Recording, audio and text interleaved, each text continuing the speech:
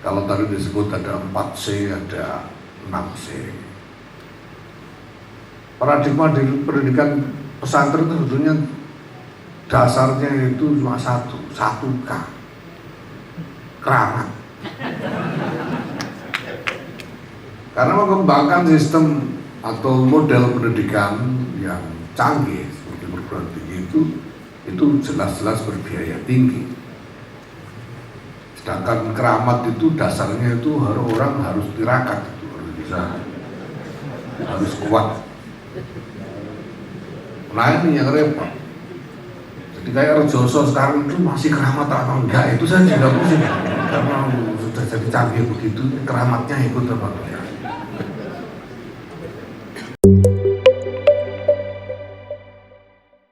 Assalamualaikum warahmatullahi wabarakatuh.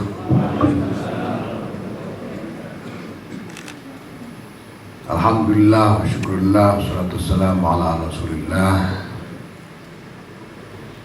Sayyidina Maulana Muhammad ibn Abdullah wa ala alihi wa sahbihi wa wala. Amma ba'd, saya hormati Menteri Pendidikan, Kebudayaan, Riset dan Teknologi Pak Nadiem Anwar Makarim, Wakil Menteri Agama Pak Saiful Rahman Dasuki, yang saya hormati para pengurus pimpinan PBNU yang hadir, Wakil Ketua Umum Pak Nizar Ali, Ketua Pak Muhammad Rektor Mukri,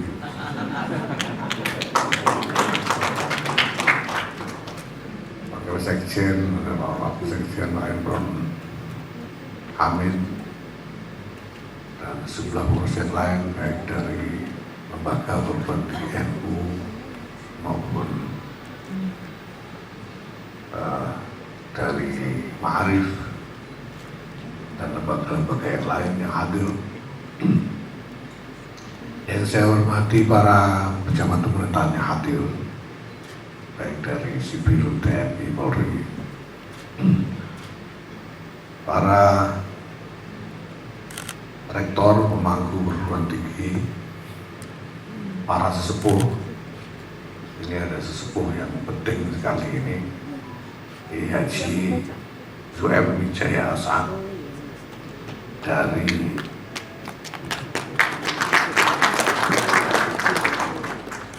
Pondok Pesantren Rejoso, Jombang. Ini mentor saya, Pak Menteri. Saya bisa begini ini karena beliau. Kalau saya ajak begini, apalagi beliau.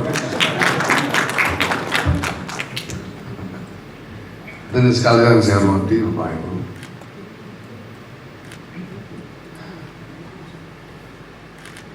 Saya sebetulnya sudah agak lama curiga. Di NU ini tadi Pak Menteri sudah menyebut ada hampir 300-an perguruan tinggi di lingkungan NU. Dan saya sudah sejak sekitar tahun 2020-an itu berkeliling melihat satu-satu perguruan tinggi ini sampai sekarang. Dan yang paling mula-mula saya dapatkan dari melihat perguruan tinggi NU itu adalah pusing.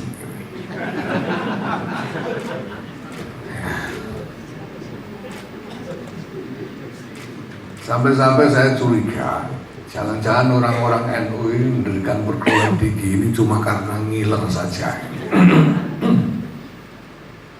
Melihat yang lain-lain punya perguruan tinggi, lalu kepengen ikut-ikutan punya. Sementara anak-anak yang masuk, mahasiswa-mahasiswanya juga jangan-jangan juga karena ngiler juga. Yang lain-lain bisa sarjana, masa lalu kepingin menjadi sarjana juga. Tapi satu hal yang fundamental sekali, yang saya sebetulnya saya sendiri belum mendapatkan satu kesimpulannya. Saya melihat bahwa ketika perguruan tinggi ini berkembang, bahkan berkecambah di lingkungan NU. Ini mulainya sekitar tahun 80-an. Sebetulnya ada satu masalah fundamental yang belum terselesaikan sampai hari ini, yaitu mengenai paradigma perguruan tinggi di lingkungan NU itu sendiri. Ada semacam kesadaran tentang jarak antara tradisi pendidikan dengan tuntutan yang muncul dari perkembangan zaman terkait dengan pendidikan tinggi ini. Tetapi titik temunya di mana, ini sampai sekarang belum bisa diidentifikasi, apalagi dirumuskan dengan baik. Karena secara tradisional, pendidikan di lingkungan Nahdlatul Ulama, pendidikan di lingkungan pesantren, ya, kalau tadi disebut ada 4C, ada 6C. Paradigma di pendidikan pesantren itu sebetulnya dasarnya itu cuma satu K, keramat.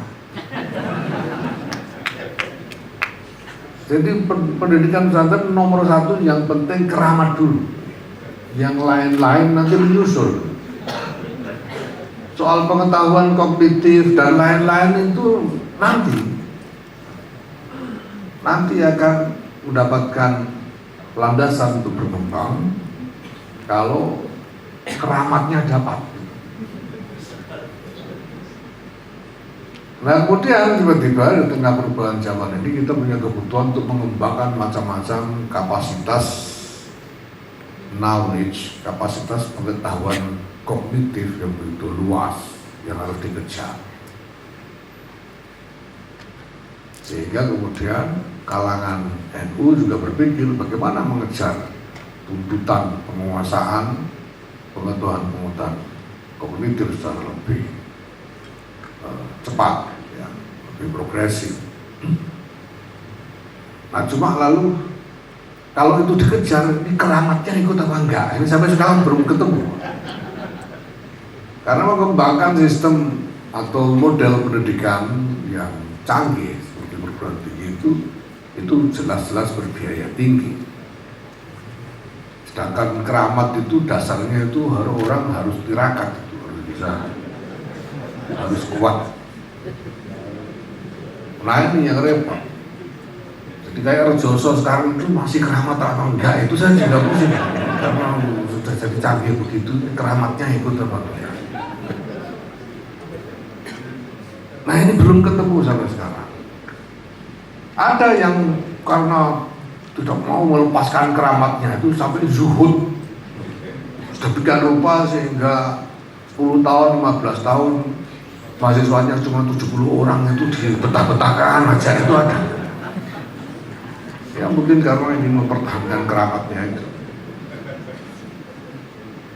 Saya kira ini perlu dipikirkan. Kalau perlu diversifikasi, ada bagian keramat, ada yang bagian canggih gitu loh, bisa gitu, supaya tidak hilang dua-duanya. Karena kita kemudian juga berhadapan dengan tantangan perubahan-perubahan yang juga menuntut perubahan-perubahan di dalam sistem pendidikan kita secara keseluruhan. Banyak hal yang dulunya menjadi praktek yang mapan, sekarang udah tidak bisa, udah ngajarin lagi. Dulu itu ada filsuf Amerika Thomas Kuhn namanya, Universitas Chicago, dia menulis dan menerbitkan buku tahun 62, judulnya The Structure of Scientific Revolution. Dalam buku itu dia menggambarkan bahwa sistem sains, sistem ilmu pengetahuan itu di dalamnya terdapat satu struktur. Di bagian paling paling hilir dari struktur itu adalah teknologi. Teknologi ini dibangun atas dasar teori-teori. Nah pada satu titik karena perubahan hajat hidup manusia, makanya ini penting tadi pelajaran dari Pak Menteri. Mulai dari apa yang dihajatkan, yang dianggap paling sulit. Karena ini yang menjadi penuntun dari perubahan-perubahan. Karena perubahan dalam hajat hidup manusia, banyak teknologi yang lalu sudah tidak bisa dipakai lagi. Dulu itu saya ingat, saya masih ngalami, bisa punya radio itu luar biasa di tahun 60-an, 70-an. Sekarang hari ini semakin jarang orang nonton mendengarkan radio. Televisi juga sekarang mulai makin jarang digantikan oleh teknologi yang lebih baru. Nah nanti pada saat tingkat yang lebih mendasar, teori itu sendiri sudah bisa jalan. Sekarang teori fisika Newton itu aja udah mulai mentok-mentok. Orang mencari landasan teori-teori baru. Lebih lanjut lagi itu saya paradigmanya bisa nggak jalan, sehingga orang harus membangun paradigma baru. Nah ini semua saya kira harus menjadi landasan pemikiran kita, para pemikir-pemikir pendidikan ini tentang bagaimana kita membangun pendidikan di masa depan. Nah, saya setuju dengan Pak Menteri ya, bahwa teknologi dalam hal ini khususnya teknologi digital itu memang luar biasa penting. Karena dengan teknologi digital ini kita bisa mengatur, bisa membangun sistem secara lebih terukur dan lebih sistematis. Tapi pada saat yang sama, teknologi ini memungkinkan kita untuk melakukan perubahan-perubahan yang diperlukan dengan cepat. Karena basisnya teknologi. Nah, maka saya senang kalau ini ada inisiatif transformasi digital di lingkungan perguruan tinggi NU ini. Ya, karena setelah berkembangnya sedemikian banyak perguruan tinggi di lingkungan NU ini, tiba-tiba kita menyadari kita belum punya sistem. Jadi ini seperti seperti tumbuh-tumbuh padi yang tumbuh di sembarang tempat tanpa ada kaitan satu dengan yang lain. Makanya saya bilang, saya ketemunya ketika melihat perguruan tinggi NU itu ketemunya pusing itu, karena tidak ada sistemnya. Nah, saya sejak awal sudah minta pada Pak Mukri, pada Pak Ainun, Pak Nizar dan lain-lain, saya mau ada sistem dilakukan perguruan tinggi NU. Gimana caranya? Saya sendiri tidak tahu. Saya kuliah aja DO, jadi saya tidak tahu. Ada bikin sistemnya, tapi saya pengen ada sistem dan harus diciptakan sistem itu. Saya kira tepat kalau pakai teknologi. Tadi saya sudah belajar dari Pak Nadim juga. Jika beliau menyampaikan kepada saya lebih mudah mengatur manusia dengan teknologi daripada dengan sekedar komunikasi manual. Saya percaya Pak Nadim karena beliau mengahlinya. Dulu orang ini juga, saya mau terus terang-terangan aja, saya ingin mengekspresikan apresiasi saya kepada Pak Presiden Joko Widodo. Pak Jokowi itu dulu ketika Pak Jokowi nunjuk Pak Nadiem Makarim jadi menteri, banyak orang ribut, Nadiem Makarim. Pak Nadiem ini kan tidak punya track record jadi rektor kayak Muhammad Rektor ini. Sudah bilang jadi rektor sampai 5 kali. Kok jadi Menteri Pendidikan?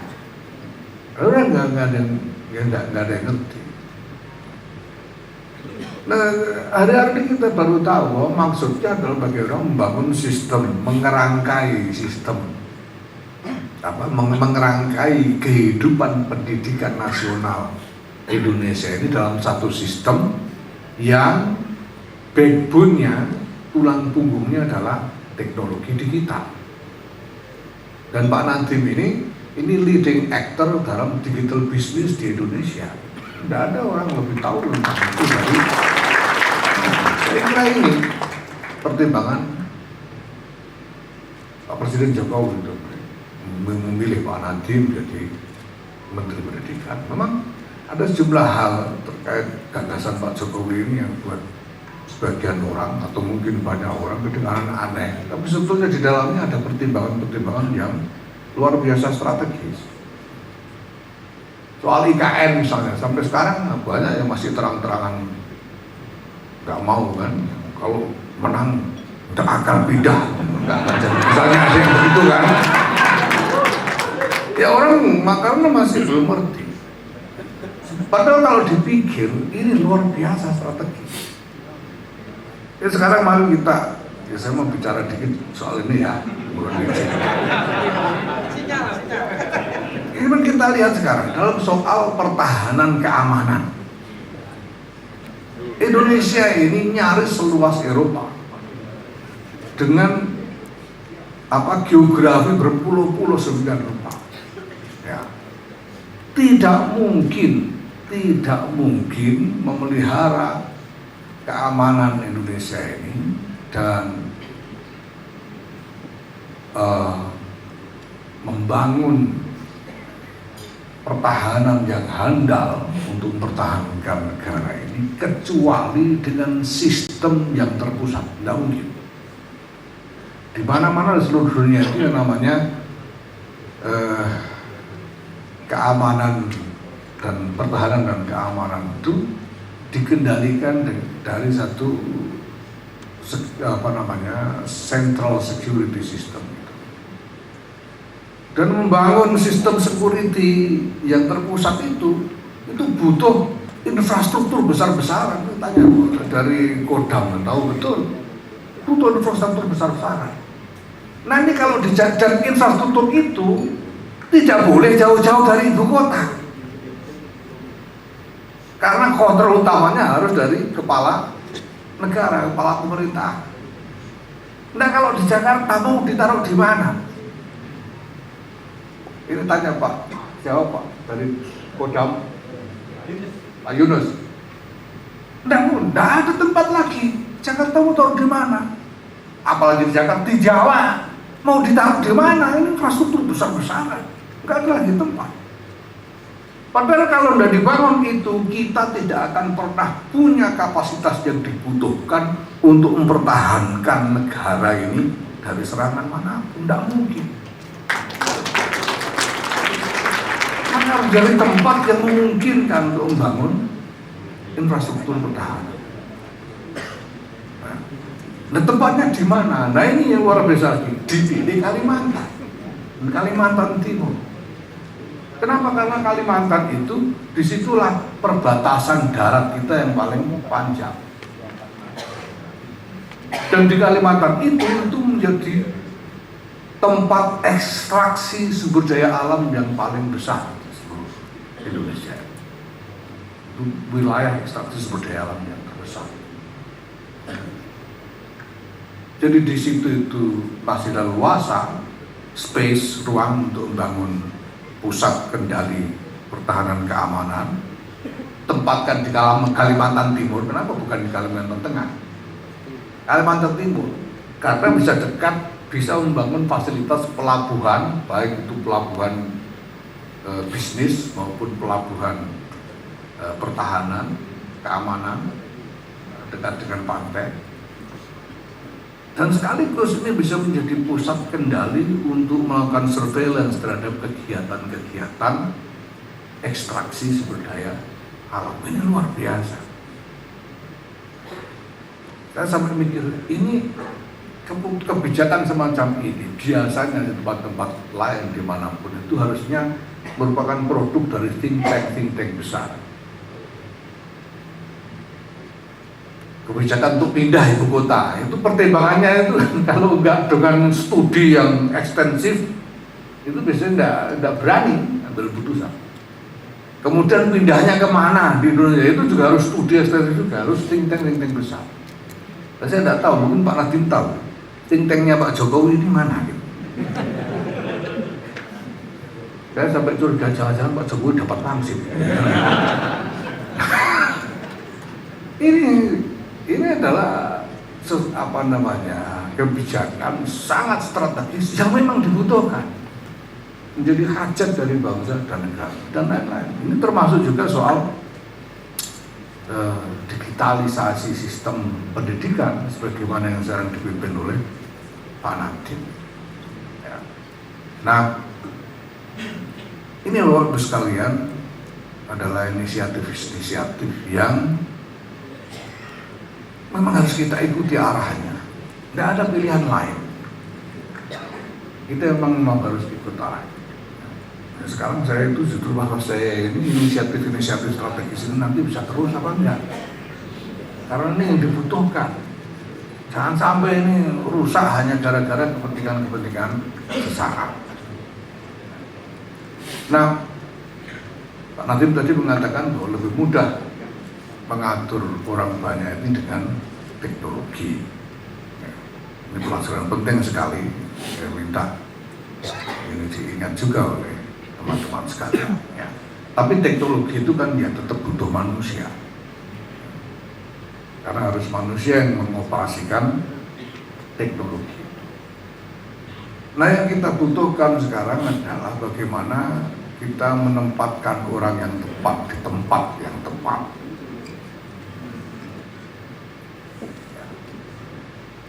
Nah, prinsipnya jelas lah, tausidul amri ila ahlihi itu harus.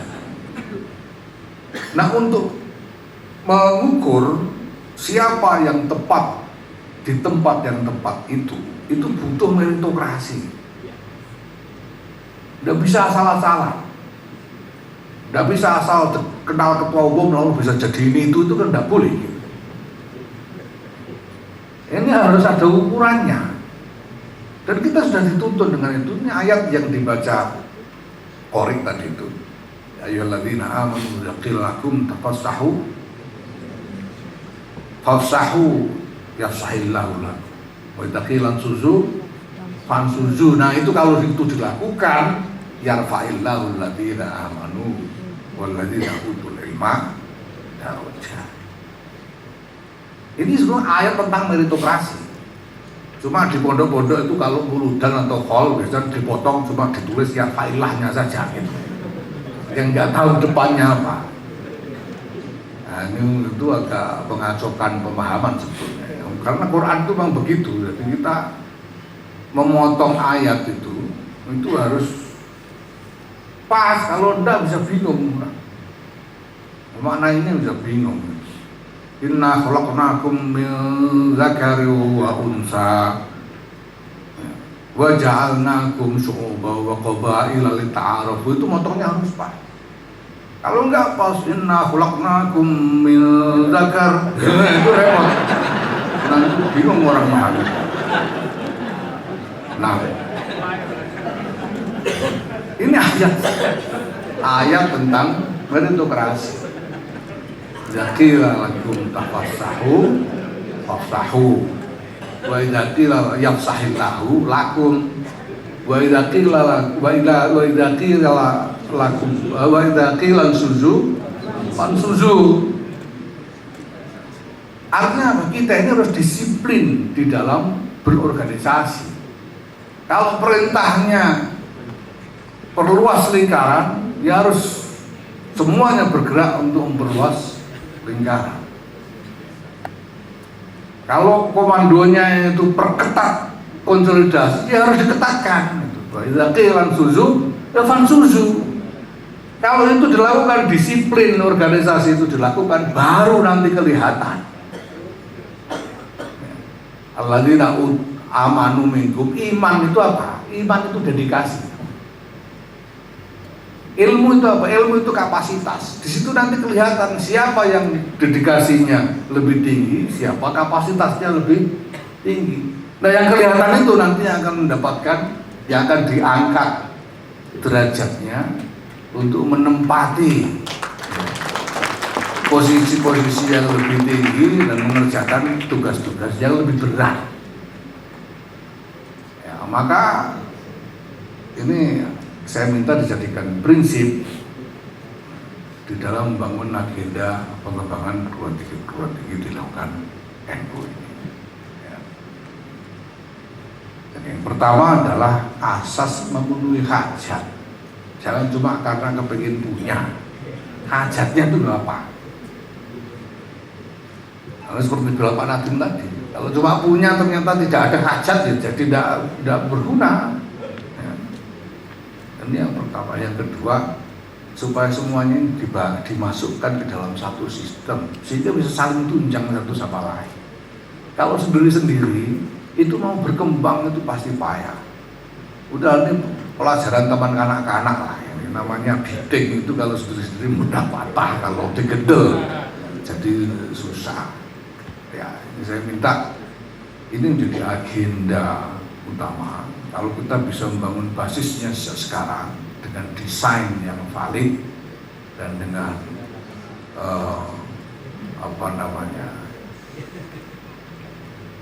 starting point yang benar, ini saya disuruh kick off tadi ini saya harus dijamin, saya tidak tahu siapa yang jamin bahwa ini starting pointnya benar ya.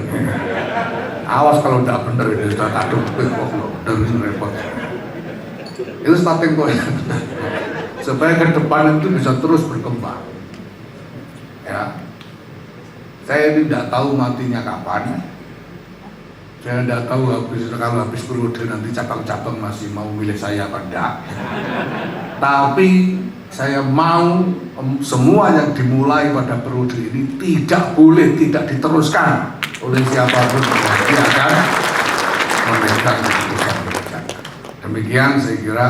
Allahumma waffiq ila aqwamit thoriq. Wassalamualaikum warahmatullahi wabarakatuh.